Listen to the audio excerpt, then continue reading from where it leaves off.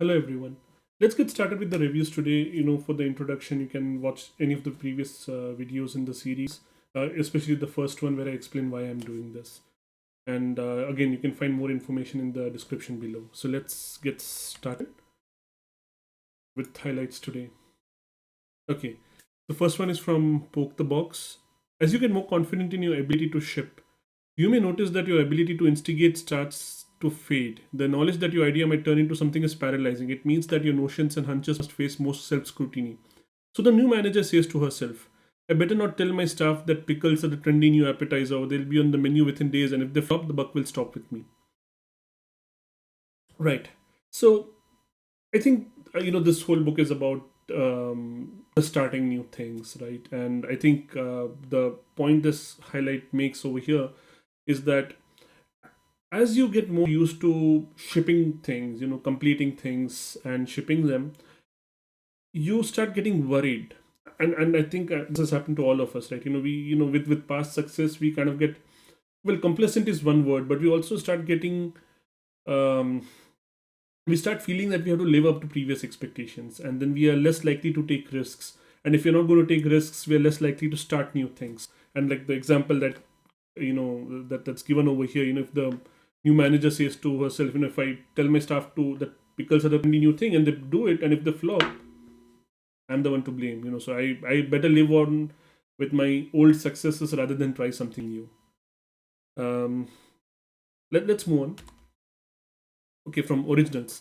When every member of a group has different information, inquiry needs to precede advocacy, which means you have to raise the problems before pursuing solutions. Okay, so this is in team setting, when every member of the group, every team member has a different background, a different view of things, or different understanding of problem. Even, the problem may be the same, but they may have a different understanding. In other words, different information. Before trying to explain, okay, why something is a best solution and trying to convince the team for that, uh, you have to you have to start with the inquiry. What does everyone think? This is kind of similar with, in agile methodologies we have this poker estimation method. And if everybody is coming up with different estimation, which kind of indicates that everybody has a different understanding of the problem or has some information that others don't. There is a discussion. It's very much along those lines that, okay, find out why, what does everybody know, and when everybody agrees, and then, okay, then you start pursuing solutions, then you start advocating that, okay, this is the solution we need to follow. I think it's pretty well established nowadays, with especially with agile methodologies in the mix. So let's go on. From stolen focus. For a long time, we took our attention for granted, as if it was a cactus that would grow in even the most desiccated climate. Now we know it's more like an orchard, a plant that requires great care or it will wither. Right? And we know the feeling, right? That I mean, like, okay, attention is not a big deal. If you want it, we can pay something attention. It's just a matter of our choice. Okay, I mean, are we okay? I mean, are we just going to decide to pay attention or not? But yeah, it turns out that, I mean, over the different factors that's been discussed in the book, it turns out that no, it's not that simple. And even as though, sorry, even if you wanted to pay attention to something, it's not that easy anymore. It takes a lot of deliberate effort, and you're fighting against a lot of different forces, which kind of which are there. For example, while speaking this, I just turned my phone, I flipped my phone, to silence it, because I know then it's going to notify me of something that's going to happen. So, there are so many forces that distract us, and we can't take attention for granted. We have to nurture it. We have to guard our attention. There is a lot of discussion on this, but I think for now I'll just keep it at that. Let's move on. Another one from originals. When founders had a commitment blueprint, the failure rate of their firms was zero. Not a single one of them went out of business. So, in this section, the author is talking about three different blueprints which founders seem to follow. One of them was commitment blueprint. The other two, I'm forgetting the names. It's been a while since I read this. Yeah, but commitment blueprint essentially refers to founders encouraging their team by promoting commitment over everything else. And again, I mean, the book explains this much better in how this, like, what did this look like, what did it mean for founders to promote commitment. And yeah, it's I think it's a very short snippet. Like in this particular case, the failure rate of the firms was zero. But I mean, of course, it's like it goes on to say that there were other issues. For example, I think one of the issues with the commitment blueprint was that they found it much more likely to pivot. Yeah, not a single one of them went out of business for some time, but when they needed to pivot, it was very hard for them to pivot because of this thing. And the other blueprint, which was more about innovation, the failure rate was higher, but they were able to pivot much more easily. So again, I don't remember the other blueprints very well, but yeah, it's a discussion about all of that. I think it's a section that's worth revisiting, and if you're not read the book, again, it's a very good book, you should read. Moving on, from NLP, auditory thinkers tend to have more melodious voices and tend to talk a lot. Visual thinkers like my wife Vicky tend to talk more quickly. Kinesthetic thinkers tend to talk more slowly. Okay, this is just a highlight I kind of remembered, and I'm not putting too much stock because um, these things are really complicated. It's not as simple as that. Okay, if you're talking too quickly, you might be like a visual thinker. And it kind of even encourages the notion that, okay, these are buckets. They are not buckets, they are kind of fluid. And I mean, if like if my learning from other books like 7.5 lessons about the brain, and the general information about plasticity of brains is of anything, it's like we keep changing our attitude. It's not easy. I'm not saying that, okay, one day you decide to be auditory thinker and okay, you'll become auditory thinker. It's not as easy as that. But it's more of a blend. When we have uh, you know um, it's kind of like a percentage. I mean, you may be predominantly a visual thinker, but it doesn't mean you're not an auditory thinker. Just like this left and right brain split, it's kind of corrected now. That, okay, it's yeah, there is this dominance, but it's more in behaviors. Your brain is not, it's not like your brain is somehow dominant on the left side. It doesn't work that way. These are all kind of manifestations which we see. But yeah, again, so I'm not putting a lot of stock in this, but it's definitely intriguing to think about. Moving on, 4,000 weeks. But the crucial point isn't that it's wrong to choose to spend your time relaxing, whether at the beach or on BuzzFeed. It's that the distracted person isn't really choosing at all. Their attention has been commanded by forces that don't have their highest interests at heart. This is very much again in line with what I read later in Stolen Focus. It's it's not about I mean, how you choose your time. It's that I mean, be deliberate in choosing your time to relax. And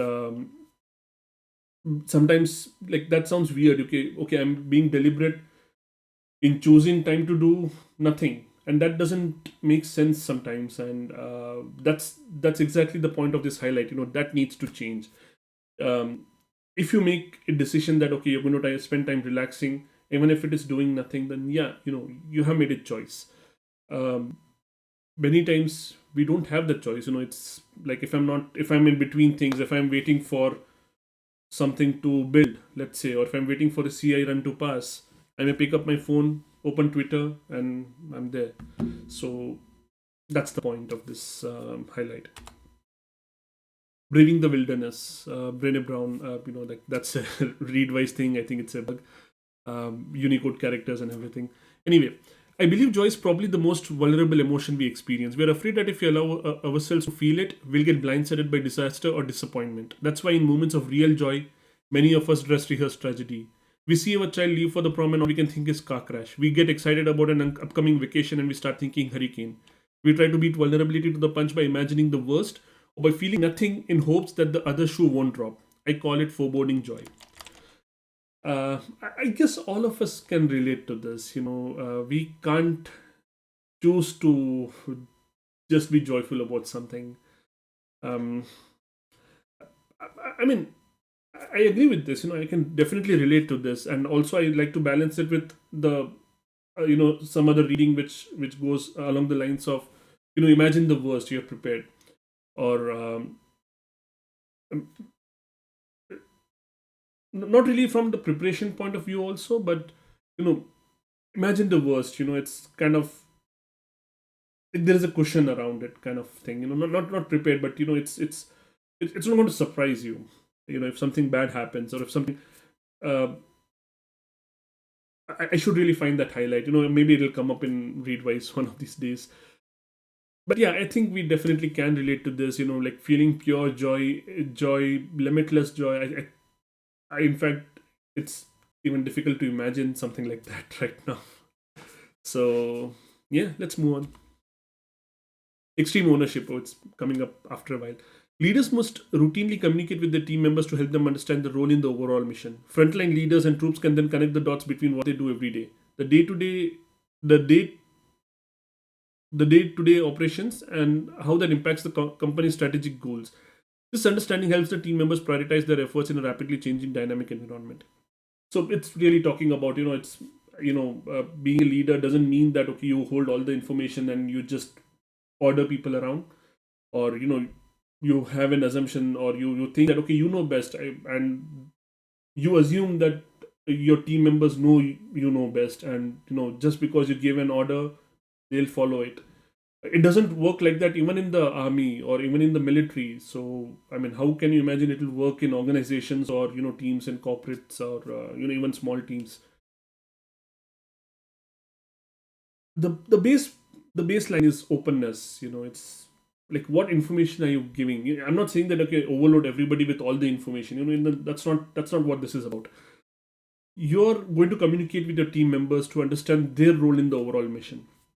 Where do they fit in? Yeah, we're also going to talk about the big picture, but you're going to talk about where do they fit in, and they have complete information they need to make the decisions they need to make day to day. And like, that's I mean, that's the first thing you need to do to stop micromanaging.